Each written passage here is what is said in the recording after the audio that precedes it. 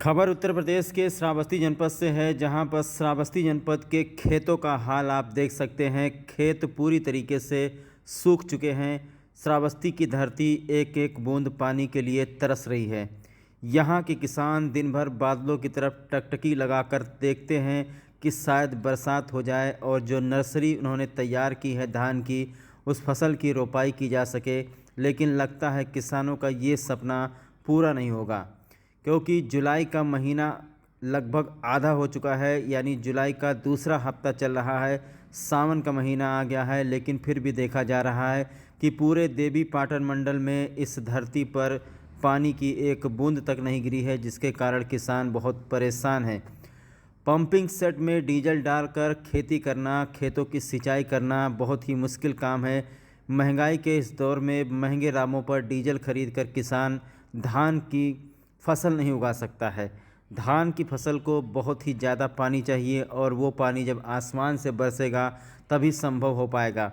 बहरहाल देखा जा रहा है श्रावस्ती ज़िले में कुछ किसान जो हैं वो दिन रात पंपिंग सेट चला करके किसी तरीके से खेतों में लेवा कीचड़ कर रहे हैं, ताकि किसी तरीके से जो धान की नर्सरी तैयार हो चुकी है उसकी रोपाई कराई जा सके। आसमान पर बादल आप देखेंगे, लेकिन बरसात नहीं होगी। 3 दिन से लगातार ज़िले के किसान बादलों की तरफ देख रहे हैं, लेकिन बरसात की एक बूंद श्रावस्ती की धरती पर नहीं पड़ रही है। ऐसा एक दशक में पहली बार देखा गया है कि ज़िले में जुलाई का लगभग 15 तारीख बीत जाए और बरसात न हो। तो इस बार धान के फसल की जो पैदावार है वो निश्चित तौर पर बहुत ही प्रभावित होगी। बहुत सारे किसान इस बार कंगाल हो जाएंगे। बहुत सारे किसानों की जो आजीविका है वो कृषि पर ही निर्भर करती है। पंपिंग सेट के सहारे आप देख रहे हैं पानी चलाना एक तरह से खून बहाने के बराबर है। किसान जो है वैसे भी गरीब होता जा रहा है। खेती बाड़ी से कोई फ़ायदा नहीं हो रहा है। खेती बाड़ी करने के बाद हज़ारों रुपए खर्च करने के बाद जो किसान का गल्ला बिकता है वो भी आप देखते हैं बस 1000, 1200, 1300 से आगे नहीं जाता है। तो पंपिंग सेट से पानी चलाकर खेती करना पूरी तरीके से असंभव है। वो भी धान की फसल तो बिल्कुल ही नहीं उगाई जा सकती। बहरहाल यहाँ खेतों में लेवा कीचड़ करने के लिए किसान डीजल लेकर आया है, और वो इस उम्मीद पर डीजल लाया है कि जो नर्सरी तैयार है अगर धान की रोपाई कर देगा तो अगले 24 और 48 घंटे में बरसात हो सकती है। लेकिन बरसात का जो पूर्वानुमान है, जो कृषि विभाग है, कृषि विभाग भी किसानों को कुछ अल्टीमेटम नहीं देता है। कृषि विभाग भी किसानों को मौसम की जानकारी नहीं दे पा रहा है। दोस्तों, मौसम की जानकारी जो इंटरनेट पर अपलोड होती है वो आजकल पूरी तरीके से गलत साबित हो रही है। जब भी देखा जाता है कि श्रावस्ती ज़िले में आज बरसात दिखा रहा है, उस दिन श्रावस्ती ज़िले में बरसात होता ही नहीं है। यहाँ तक कि पूरे देवी पाटन मंडल में कहीं भी बरसात नहीं होता है। पूरे दिन बादल छाए रहते हैं, कड़ाके की धूप रहती है, गर्मी से जनता बेहाल है।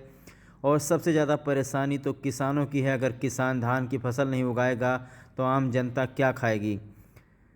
किसान जो फसल उगाता है उसकी फसल सीजन वाइज होती है, किस सीज़न में कौन सी फसल उगाएगा, अगले सीजन में कौन सी फसल उगाएगा। और जो धान की फसल है उसको लगातार 2 महीने तक पानी की ज़रूरत है।